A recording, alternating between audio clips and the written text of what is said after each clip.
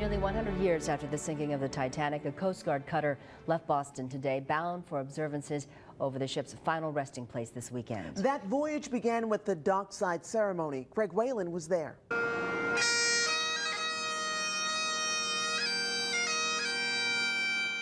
Today we gather in remembrance of the survivors and the 1,522 passengers and crew who lost their lives when the RMS Titanic struck an iceberg and sank nearly 100 years ago. In April 1912, it was the largest movable man-made object on the face of the earth.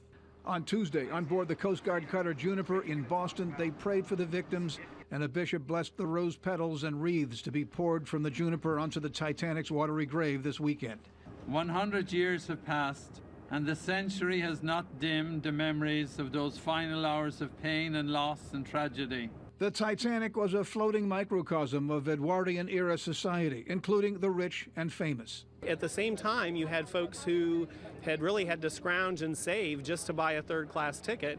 And when tragedy struck, so many of those people rose to the occasion and did heroic things. She was going too fast. The captain had ignored repeated warnings about ice, and the calamity gave birth to the International Ice Patrol.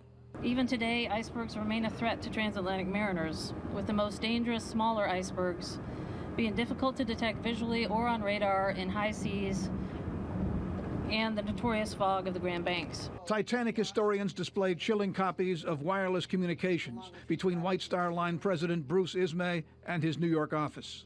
And he says, "Deeply regret, advise you, Titanic sank this morning, 15th, after collision with iceberg, resulting serious loss of life.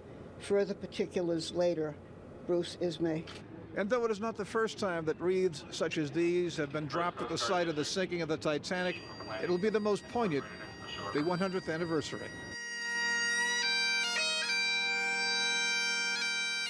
Greg WAYLAND, NECN.